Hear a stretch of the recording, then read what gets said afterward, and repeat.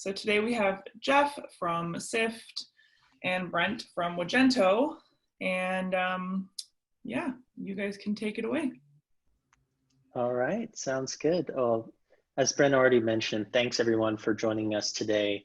We do welcome and would appreciate your questions, so please send those throughout. Madeline will help us get those.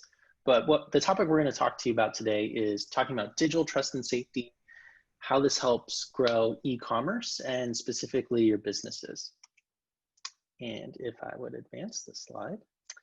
We've already done some light intros, but Brent, is there anything else you'd want to cover about yourself or Magento? So I've been in the Magento community for more than 10 years now, and I am the evangelist for Magento, and I speak about anything commerce. So it doesn't necessarily have to be Magento, but could be anything to do with e-commerce. And I am a 5 times Magento master, which means that Magento thinks that I know a lot about Magento, or I'm active in the Magento community. So I'm at least active in the Magento community. And my biggest claim to fame now is lots of selfies while running a marathon. That's a good one. Thank you, Brent. I'm Jeff Sakasagawa, one of the trust and safety architects at Sift. Very similar to Brent and how he talks about e-commerce related matters. Fraud prevention has been pretty much the totality of my work career. From Sift, if you aren't familiar, we use machine learning to try and prevent all types of bad stuff from happening online. But even prior to Sift, I worked at companies like Google, Facebook, and Square, trying to prevent all types of bad stuff. Traditional payment fraud, account takeovers, things like that. So it's kind of a weird area to find yourself in, but I think it really resonated with me, and similar to that community angle, really like talking to folks about these types of topics, how they can help themselves, which is super relevant to what we're going to talk about today with you. So the agenda has 3 simple parts. We want to talk about e-commerce, the market specifically. Of course, Brent will be super helpful for us there. We also want to talk about digital trust and safety. If you aren't familiar with it, we want to introduce you to the concept and how it could be of a benefit to you. And then, not surprisingly, how Sift and Magento's partnership can kind of help throughout these topics. So let's start with topic 1, general trends in e-commerce. Apologies in advance. Here's our obligatory COVID slide. We're in 2020, so we're just doing it. But relevant to e-commerce, there is a lot of insight. This was from an IBM research report around the acceleration of e-commerce related to the pandemic. There's a lot of things that I think probably from your own personal life that make sense, that are kind of translating to a larger macro e-commerce environment around, one, at least temporarily, less of a reliance on department stores or physical locations, right? As shelter in place happens, we're kind of all waiting to see how long that duration lasts, but certainly feeling it now in the moment. 2, a lot of local businesses pushing online, right? Trying to recover some of that lost foot traffic that they might have, or just, hopping onto e-commerce for the first time, trying to catch some of that revenue. And 3rd, not trying to dismiss the physical locations altogether, but really seeing how e-commerce can play an important part of reevaluating your physical footprint, right? So if you think not to keep talking Minnesota things, I live very close to a Target, and they have now you can drive up and they'll drop the goods in your trunk on your way out. So again, an interaction I can initiate online, purchase all of my groceries, stop there, pick it up, and be on my way. Definitely a lot of things that maybe we weren't accustomed to doing, but are becoming increasingly so, especially in 2020. Yeah, Jeff, and I can say that what we've seen in the e-commerce space or from an agency side is that a lot of customers that have focused more on retail have now been forced to focus on their e-commerce side.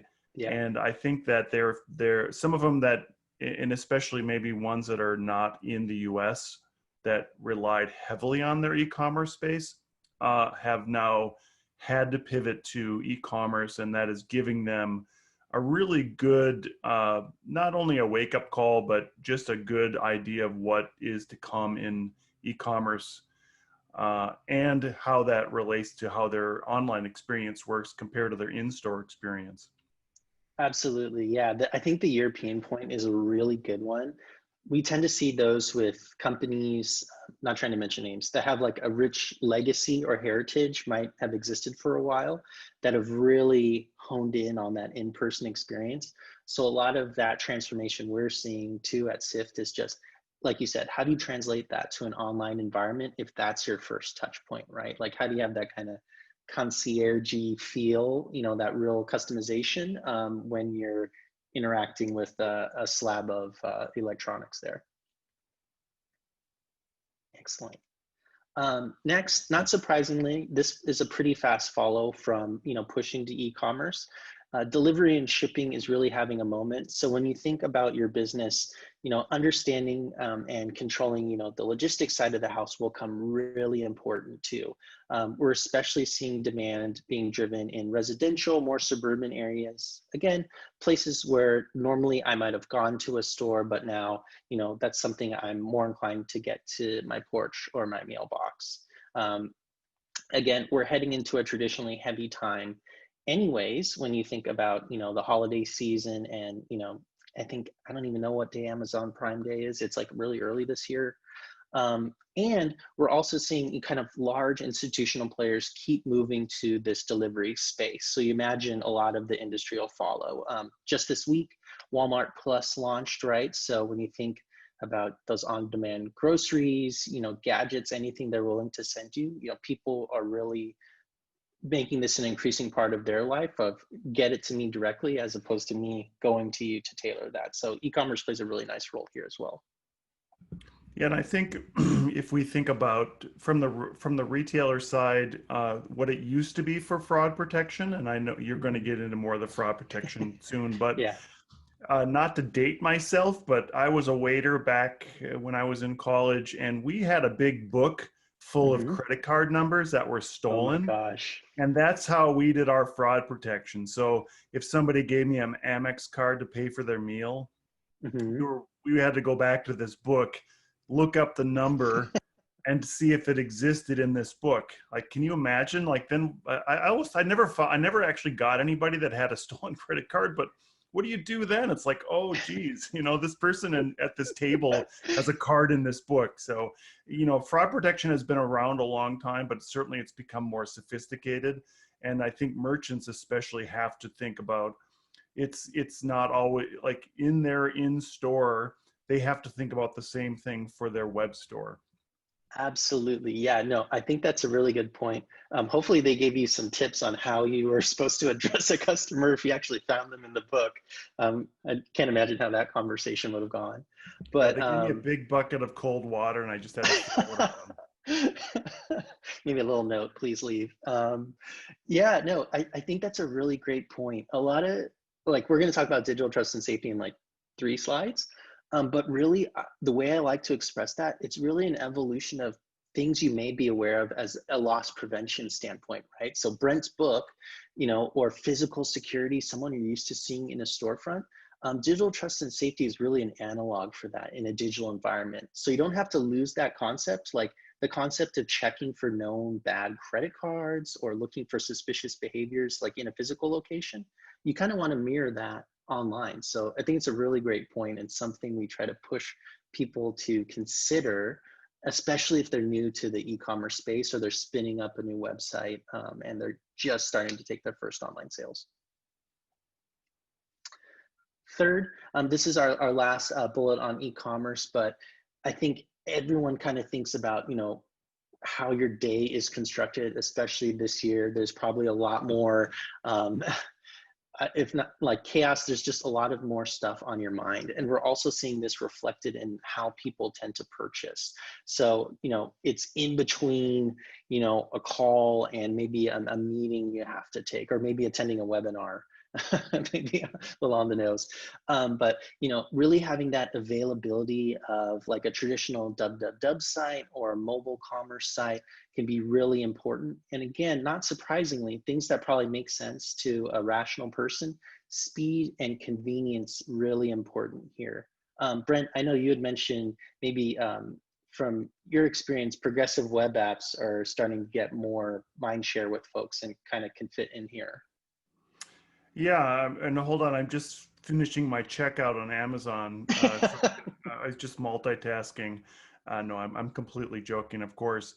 Yeah, so you know, as the market matures for commerce, and even as we look at external markets, especially emerging markets, we are seeing that sometimes the whole, well, certainly in the US, the whole in-store thing has been skipped. We went right to commerce, and now we're seeing desktop is being skipped. So the idea of being convenient in the time is super important, and how you deal with that workflow with the user, getting that user to buy something when they're online, and then giving them that great checkout experience.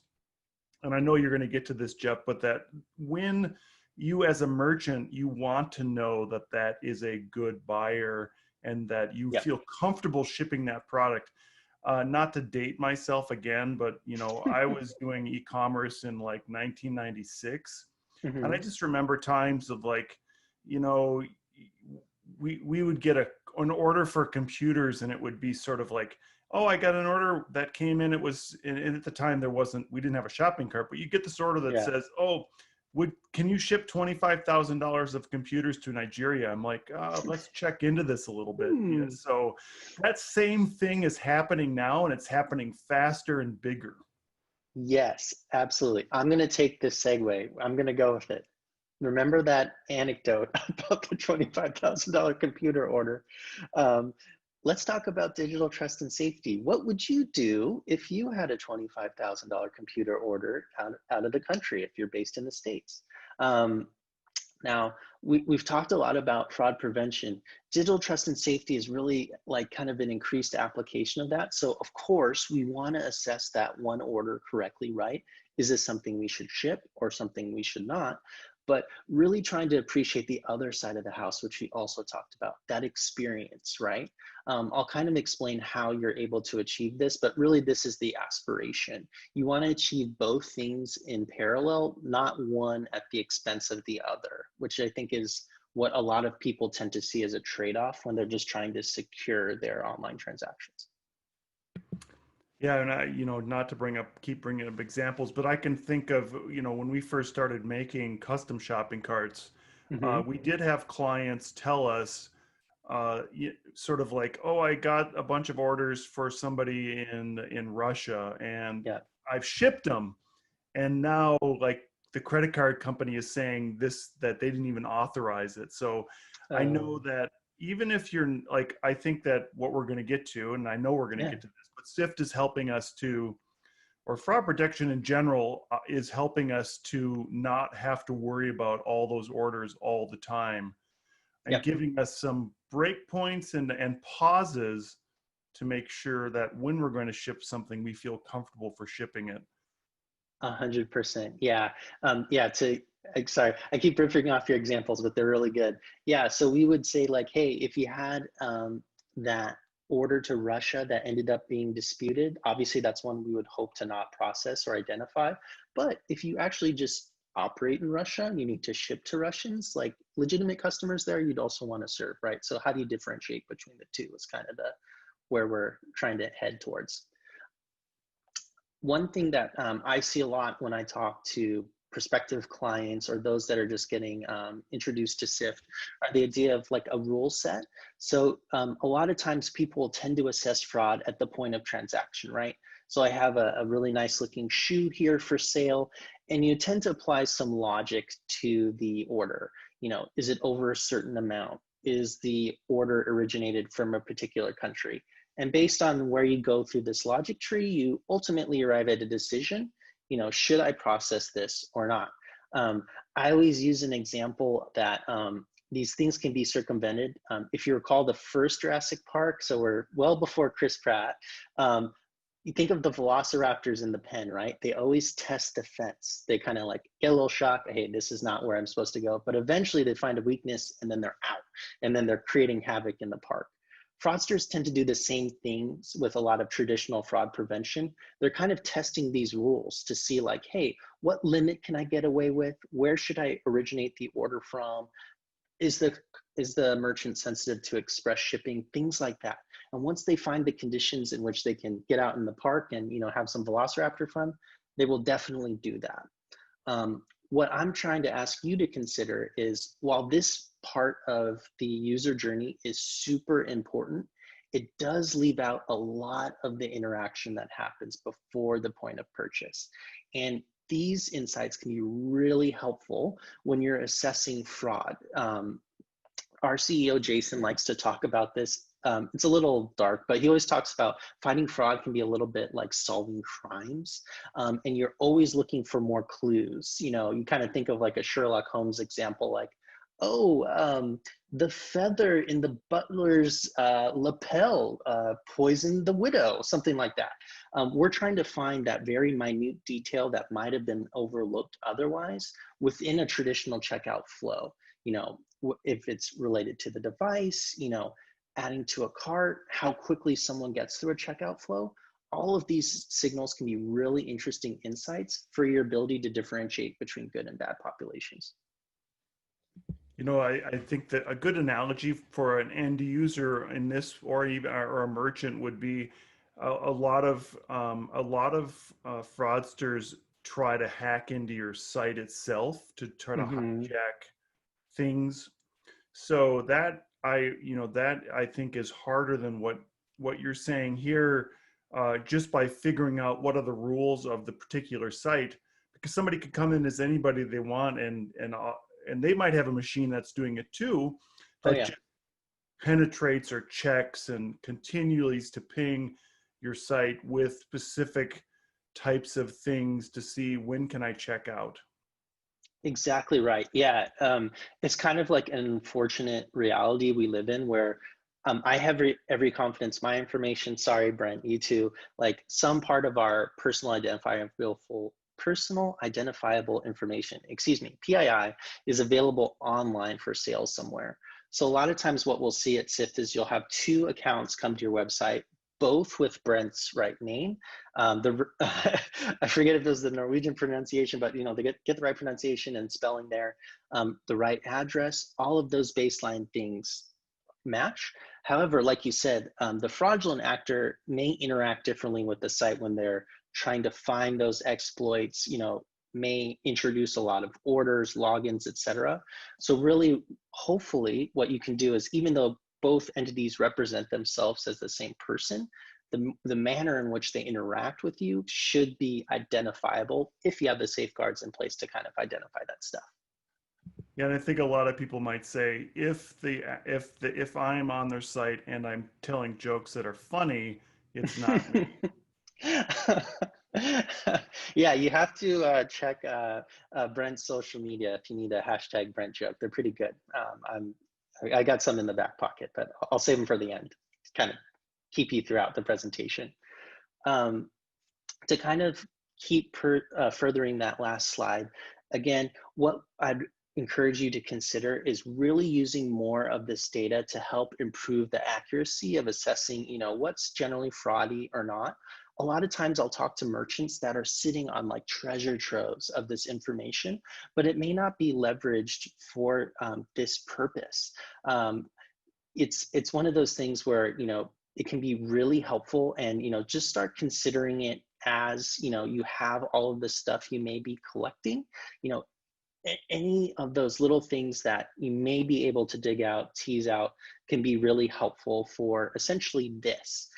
We've talked about it, once or twice already, but really my appeal to you is digital trust and safety is really trying to help you understand the difference between a really loyal customer that you want to serve and that fraudster, person in the dark corner that you're just trying to avoid.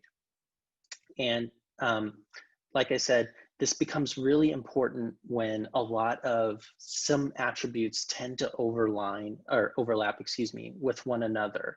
So when you think about commonalities that might be present for both a loyal customer and a fraudster, a new address is a particularly relevant one we're seeing in 2020. So I'm a native Californian. I don't live there anymore, unfortunately, but you just see a lot of the wildfires. So a lot of my friends and family are, currently sheltering in, different family homes out of state just to kind of get away from the smoke. So if you're getting a new address and it's like, hey, yeah, normally I ship to San Francisco, but this week it's in Idaho or Oregon or, wherever. A totally legitimate use case that makes sense to a loyal customer. Now, a fraudster, they may have a stolen credit card for someone that happens to live in San Francisco, and they're shipping the good to wherever they can pick up these electronics or what have you. So in this case, both, both orders have new addresses in place, but there's very different reasons why and very different people that you ultimately want to serve or not serve in this case. Yeah, and I think this is a great slide that kind of illustrates to your merchant that there are a lot more things that they need to think about, and that at some point you just can't think about all those things all the time. And this is really where Yes. machine learning comes in and helps to alleviate some of that pressure that's around that. Yeah, absolutely. Like my career, like when I started out of university, was doing these reviews. And even on my best day, I need to go get a coffee. I'm gonna have lunch. I assure you, my reviews at 5 o'clock were not nearly as good as the ones at like 10 in the morning. Let's say that. Um, and so that's where a lot of technology can really help carry that burden for you, right? Exactly like you said, Brent. Like having more of those considerations, be able to do it quickly and at scale repeatedly is really important. And again, we want to stay on the also the positive experience side of the house too. So again, benefit to consider here is if I can properly identify, hey, this is a great customer, this is a loyal customer I want to serve. These offers you the opportunity to deliver them better experiences, right? Shoot them a promo code, perhaps expedite checkout, things that your marketing or product teams may currently be considering, like, hey, I want to deliver this thing. You should absolutely push all those innovations to your customers. Just do it to the right populations, right? So in this case, your customers, not the fraudsters.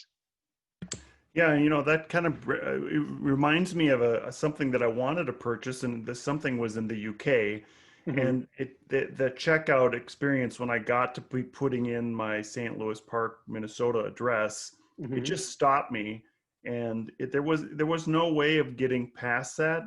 Yeah. So, and then nobody like called me to make sure it was Oh, okay, and eventually I just like, oh, this, I'm not even going to buy it anymore. So there's some things that where you do want, there are some things where a customer service person needs to reach out to the client to make sure that they're legitimate, and and especially being proactive in that, that's super important. And so I think you're going to get to this too, but there's a point when machine learning takes a lot of that, and then when it doesn't, you need somebody to reach out to that person to make sure that yes, this is legitimate. You need to talk to that person. yeah, absolutely. Yeah, it could be one of those things where hopefully you would be able to identify, a lot of times I hear people being very sensitive to, cross-border payments. So again, those initiated from two different countries, or, you may be shipping outside of the country and the IP is local, something like that. There's some kind of disconnect that normally you see. In your case, Brent, I'd hope, again, if you could properly identify, hey, this is someone we actually want to serve, you could send a little push notification or some kind of email like, hey, we noticed that you're not in the UK. Here's how, if you wanted to place an order with us, how you could accomplish that, quick, canned response, something. But, the same fraudster that might exhibit similar signals, again, if you're identifying that, that isn't a service you should offer to them, right? Like you shouldn't tell them how to place an order on your website because you're actively not trying to serve them. So yeah, totally get it. It's one of those things where, again, when you have those considerations, how do you change what you do and how do you actually, hopefully encourage more sales accordingly? Yeah, and some of the way the machine learning works, and then the kind of that's what you're talking about. Some of those follow up things. Magento is already prepared to do some of those things. So like say you have an established account, you have an email address that's on the account, and then you get stopped because of your address, and the system is not going to let you go forward. You know, something like just a simple abandoned cart email Yeah. with the reason would kind of spark some of that. But then again, I think that we can continually to refine that to make it a better experience for the user. I think the key is not to Absolutely. just let the user hang, because it could be a good user. Yes, yeah, you want to give yourself the opportunity to, sell. Sorry, that sounds a little cold. I was going to say sell them something, but deliver a good experience. Help service them. Provide whatever need they're looking to satisfy. Not surprisingly, as we come into the tail end of our presentation, we've talked about a Magento and Sift partnership. So I kind of wanted to walk you through what that looks like, where it can be of help, and an example flow. So hopefully it'll resonate with something that you've already seen in your personal lives, or if you're a developer, something that you're actively working on. So the thing you're looking on our full laptop here is the Sift Console. And the way you can think about this is, one of the reasons like we're so excited about this partnership is Magento is a great platform for, customizability, being capable, really, trying to help give you the tools to do your job better. Sift is trying to achieve essentially the same things from a fraud prevention standpoint, right? So if you need access to more information, if you need to make some more automated decisions, we want to give you the ability to do that within our console that you'll see here. Additionally, after you install the extension from the Magento Marketplace, you can access the configuration from the dashboard pretty easily. And wanted to walk you through, again, one quick example. So in this case, we're looking for some bags. This one backpack has kind of caught my eye. I like the shade of that nice lavender there. So we're going to add this to my cart. I'm actually going to get 2 of them. We complete the checkout, and then we actually see the order represented here on the Magento side of the house. So all the standard fields and information that you'd have if you're actively looking to process. Now, if you're working with Sift at the same time, we're actively trying to assess, if this is an order you should actually place or not. What we do see on occasion, you can fully automate this, but if you want to review the order in more detail, you're like, hey, Jeff, that UI thingy looks kind of nice. Can you tell me more about that? We can actually segment off some of these orders within the workflow. If you want to review them, perhaps if it's a $25,000 order, like Brent was saying, like maybe that's a good one to get some human intelligence behind. And again, from the Sift UI side, this is where we're really exposing all of that information we talked about before. Those behavioral insights, those device intelligence, all of the minutia of what the machine learning can get through. We kind of want to expose it to you here so you can kind of arrive at your own decisions. Again, this isn't you're not obliged to do it this way, but if you care to, we want to give you access to that information so you can make more informed decisions. And just to put a little plug in for Wagento, so we did build the extension for Sift, and I think some of the things that I'm excited about is just the ease of the use and the ease of just installing it and getting it running. Yep. There's not a lot of, I mean, just like there's a great experience for the merch or for the end user to purchase somebody from a store that is using fraud protection, or specifically from Sift. It's a great experience for the merchant for using, and I mean, number one, just installing it and then using it, I think the experience is very superior. And then I think from the developer side, there's an SDK available from Sift, and the developers are encouraged that if they need to extend it, they need to use it in a specific way that a merchant needs to use it. That's also available. Yeah, absolutely. And, I appreciate, there's probably a diversity of people on the call, businesses of different sizes, small to large, maybe some enterprise customers. All this technology, the ease of use and integrating would apply across that spectrum, right? One thing Jason was really big on when he talks about the company is kind of democratizing access to this technology. I worked at a lot of companies where we just had a tremendous amount of staff and a tremendous amount of resources, so we kind of would leverage this. But I want to encourage you, regardless of where you are on that spectrum in your fraud prevention journey, your e-commerce journey, really this is something, again, the ease of use can get you access to that thing, and you can, just see for yourself if it's something that is of value to your business. I mean, I think you did bring up a really good point too, about the resources needed. The machine learning part of it does free up a lot of real person resources that you may have invested to make sure that some of this is happening. And again, kind of going back to emerging markets, we do a lot of business in emerging markets. And some of the clients that we do talk to have a whole room full of people making sure that orders are good orders. And there's a certain percentage of those people, not that we don't want, those jobs to be lost, but it makes a lot more sense to automate some of these things and have the system learn the best users rather than always depending on a person who has to call a person who has to make sure that the order is good. Exactly right. Yeah. No, I think the automation point's a really good one. As a people manager, some of my most favorite conversations were generally around my team asking me, Jeff, why are you having me review this? This is like patently good or patently bad. Like, please stop insulting my intelligence. Those are, again, just my favorite.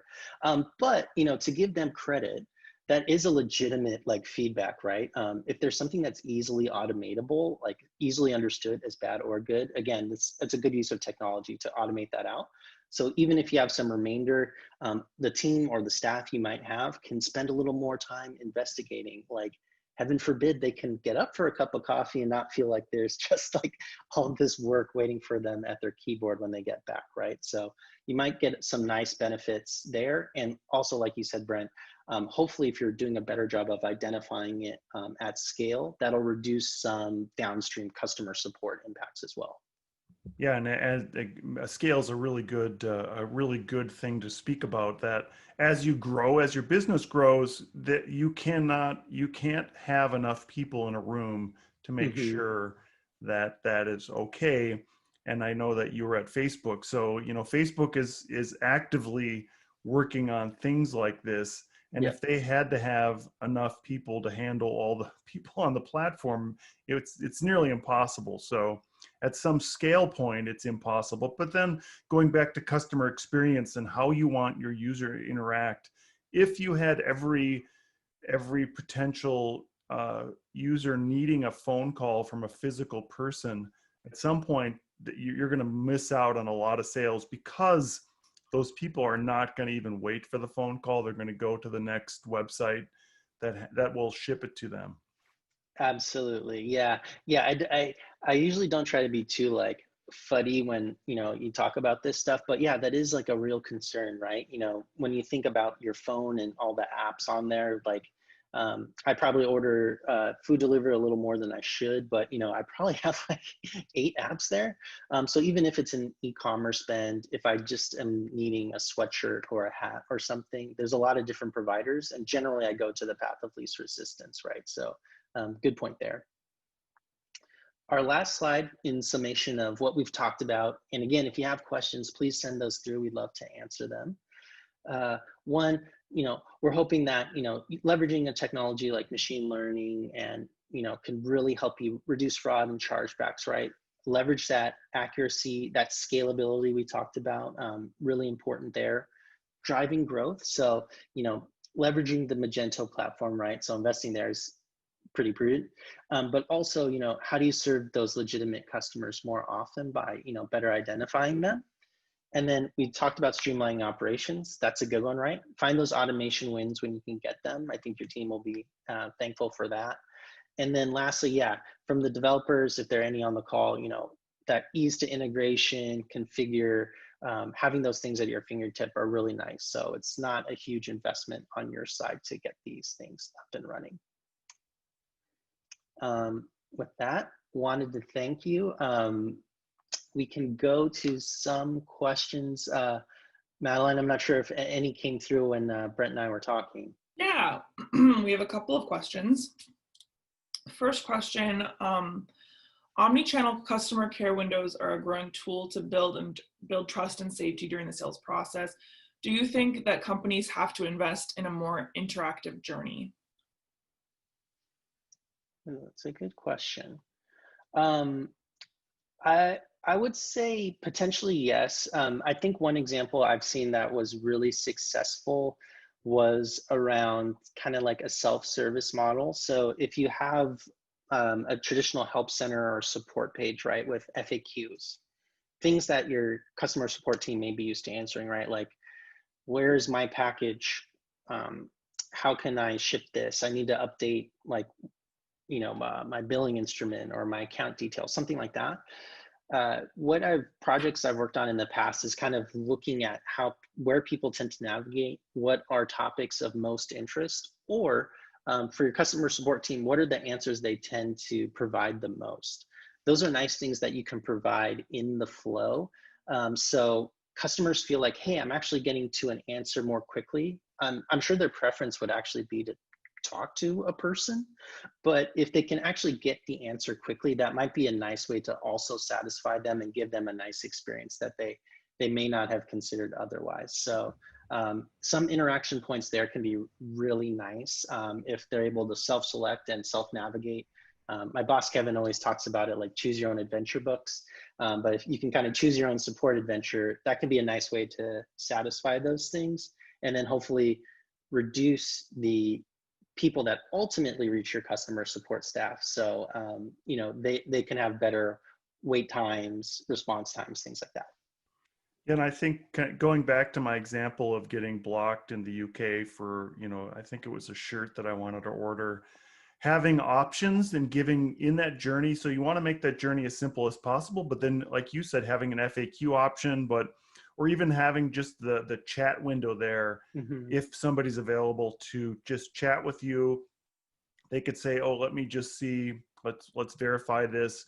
And then I think another one would be the sort of the two-factor authentication that would help you to ensure that you have a good user. So yeah. You know, there's an extension out there that helps Magento integrate with an SMS platform. And I know SMS is another way that you can verify a user that has an email address and the same phone number. So there's a lot of other things that we can use to sort of not simplify the journey, but make it easier to check out as they're going through it. Absolutely. Yeah. And I think that's a really good point. I know a lot of times, me working on the fraud side, you try to introduce some kind of security measures, right? And generally that's where like you and the product teams tend to butt heads. But again, if you're can use this really targeted approach, you know, using a technology like machine learning, that's a nice way to bridge that conversation, right? Like, hey, we agree there is a benefit to, you know, sending out some SMS messages, right? Like, so you establish that baseline. I just want to send it where and when appropriate, right? I don't want to just send it, you know, carte blanche to like our entire user base. So again, leveraging a technology like that's really like awesome, and I'd recommend it. It's just, you know, knowing when to do it, it can be just as important when you're trying to think about integrating it. Great. So another question that just came through. When updating orders for chargebacks, how does Sift deal with that? Does it allow those accounts to place orders again, or give businesses to put hold on accounts? Yeah, I think I can answer that. Thanks, Madeline. So yeah, from an integration standpoint, we do have a reserved event specific to like updating your cart or changing an order. This could happen, of course, at the point of transaction, or if you, let's say, place the order and then requested a change in shipping address or something after the fact, maybe through customer support. Provided we were integrated, we should be able to see those back-end events as well. And then I think the third question is like, can you put stuff on hold? Yeah, certainly, absolutely. I showed this kind of queue dealy. If we're integrated appropriately, you could certainly siphon off a small percentage of reviews if you were inclined to do so. That like, hey, until I could review it in this frame, we just won't ship the order out. Of course, you'd want to make sure that, maybe your online environment's talking with, your warehouse, so you're not actually shipping that good. But yeah, it's totally achievable if you want to put something on hold to do that on a time horizon of your choosing. And I think a good thing to look at is just a holistic approach to how you're doing your fraud prevention, because I think one thing you just mentioned, if it's a good order and then somebody calls and somebody knows that they placed this order for whatever reason, they get it through, and then they call in later, they talk to somebody in the warehouse who's about to ship it, and they say, oh, by the way, ship it to this address instead. That is a flag. But that's a flag that's, if it's only a person making that decision, that has to be a sort of procedure that's put into place at the merchant level that says, oh, well, we can't just change the order. We need to verify you're the actual user. We need to make sure that you've placed this order. There's a bunch of things that manually have to happen after. So, I think having a holistic approach to what your fraud protection is, that Sift is a part of that piece, but you still have to do an end-to-end approach. Exactly right. Yeah, a lot of times it comes around to what your job function is and generally what you're tasked with doing. The person on the warehouse is like, I need to clear the warehouse, move inventory, like that's what I'm here to help with. When you think about, also, the fraud prevention side of the house and really securing that can be a good thing that if done upfront or assessing the request, you can save a lot of that downstream work or those, follow-up support contacts as well. Again, sorry, it's probably like the umpteenth time I've mentioned this, but again, if you are getting a request, you just need to validate, again, is this something that we should honor or not? And having a way to do that quickly and expeditiously, or, perhaps in a fully automated fashion, can be really helpful for just streamlining those operations. Another question, what regions is Sift available?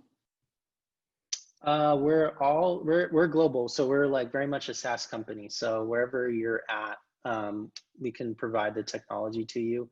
I'll of course caveat it with all the normal like legal addendums on, perhaps if your team has certain like data residency concerns or things like that, we'd be happy to work with you. We work in, APAC, Europe, States, any place you are, we'd be happy to serve you. Great.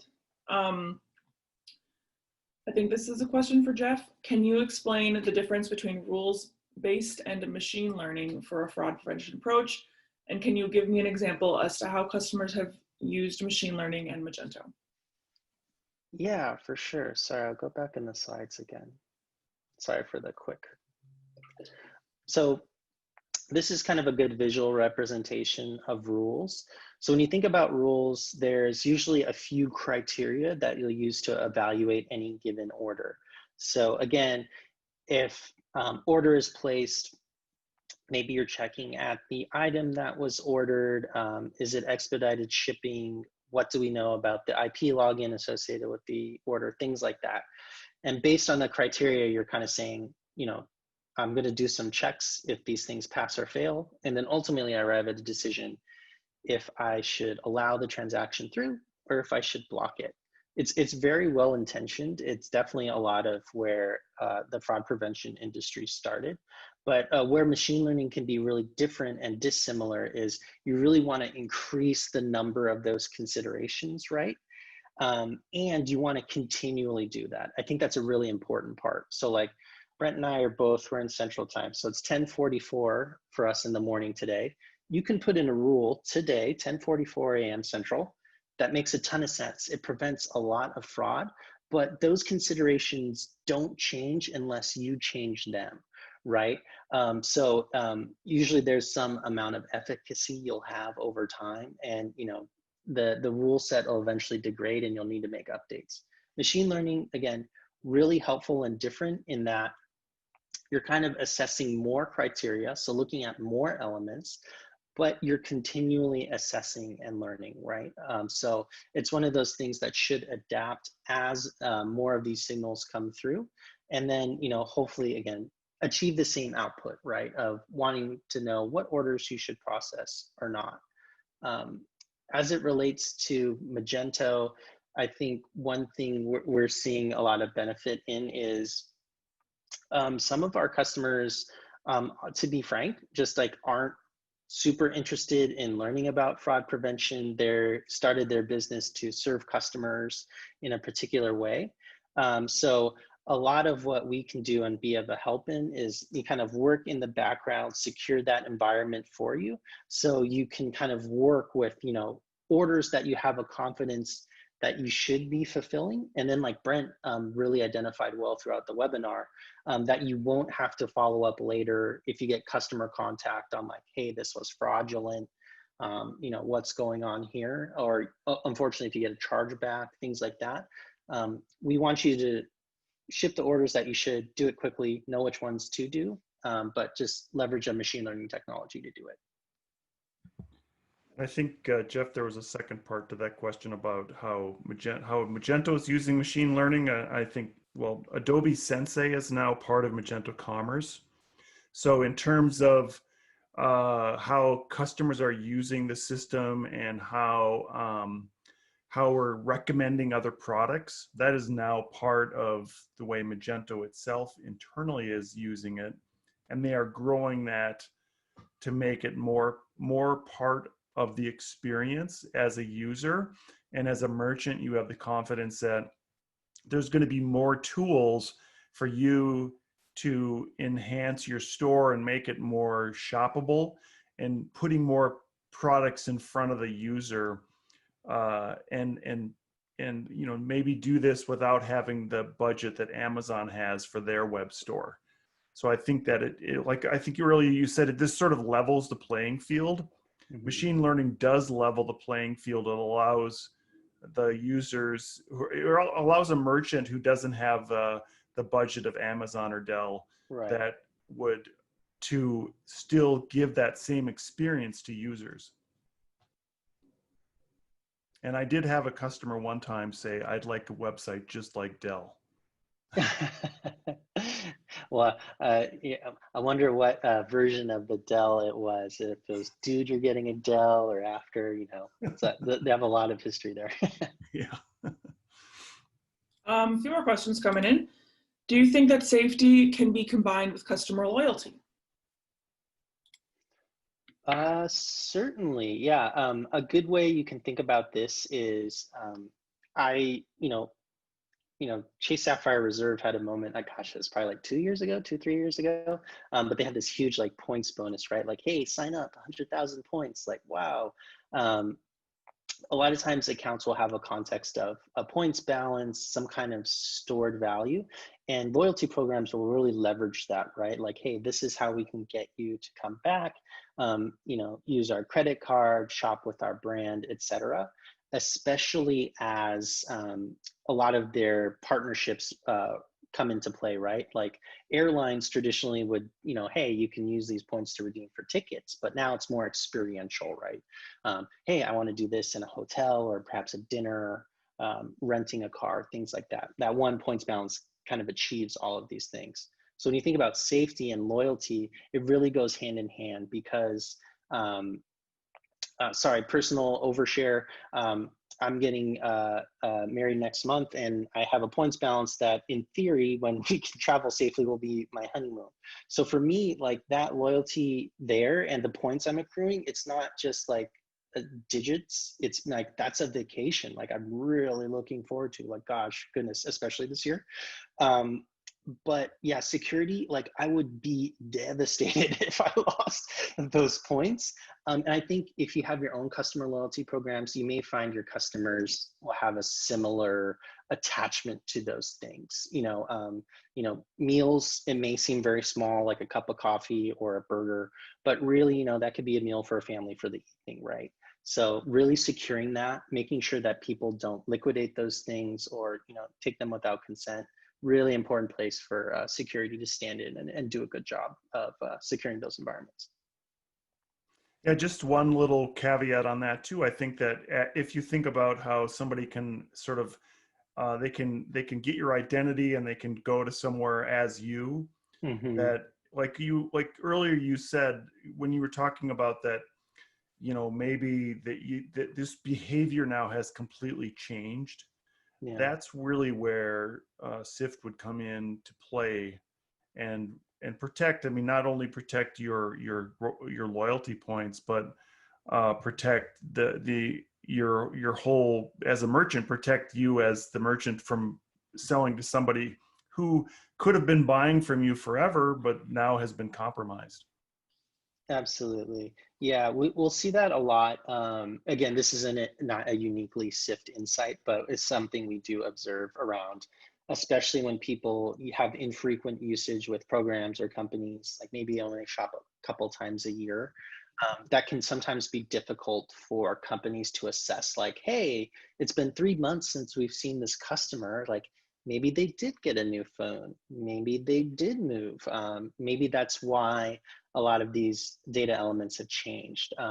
What we'll try to do, leveraging machine learning and your own data and stuff that Sift can observe from its global data network, is say like, hey, here's what has changed, how you should think about it, and again, is this actually the person you're thinking it is, and how do you deliver experiences accordingly.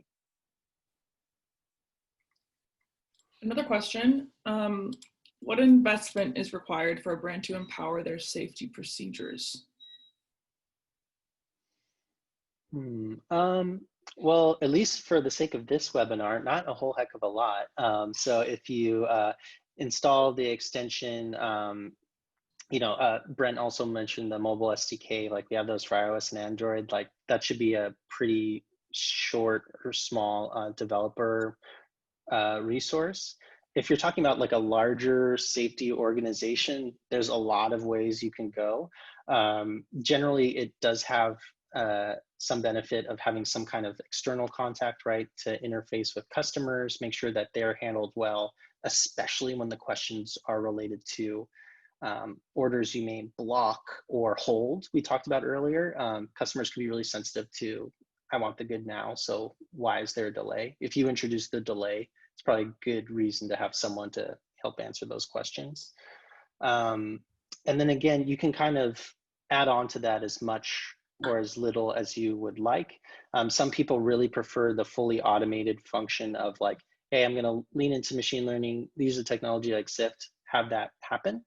But if you wanna be a little more hands-on, you can certainly staff according. So I guess my unhelpful answer is, it depends, but it can certainly, you can find benefits regardless of how you elect to construct your safety program.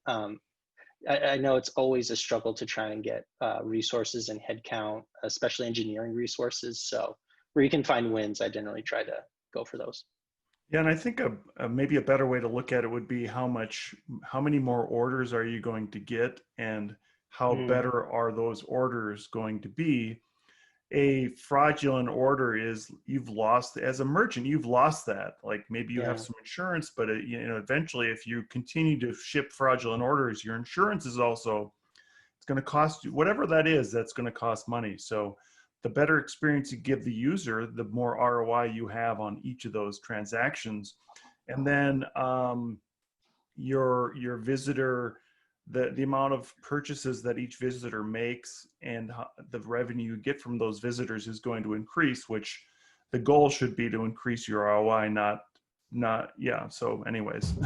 Yeah, no, that's a great answer. Yeah. I'll piggyback on that and say, yeah, maybe you get some like LTV benefits as well, right? So, like Starbucks isn't interested in serving you one coffee. They want to serve you like a coffee every day for the rest of your life, right?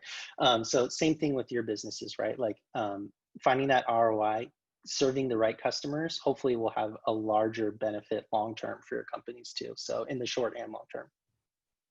Yeah, and the bottom line is having, we talked about that when somebody wants to make that purchase, we want them to make that purchase, and the easier that purchase flow is, the more often they're going to make that purchase, and the easier it is for them to know that you're going to be able to fulfill their purchase, the more they're going to go back to you as the merchant to fulfill that purpose. 100%. Okay, we have time for a few more questions. With Adobe now purchasing Magento, does Sift fit in well with the enterprise level model? I touched on this a little before, but yeah, totally think this is something that we're ready to support, and can, like, Sift helps multinationals actually with, I can't mention the name, but with this exact setup that we talked about today. So it's something that's certainly, oh, and we also got a question around, like, where does Sift operate, right? So again, it could be a technology that supplies and is able to support many countries at enterprise level scale. But again, I don't want smaller companies that may be on the webinar today to feel that this is a technology or something that's unattainable for you. Like, we really want to encourage you to consider this is accessible, and again, with everything that you might be using with Magento today. So yeah, definitely can support there. Brent, I'm sure you have insights from the Magento side on how the Adobe acquisition is changing things related to enterprise.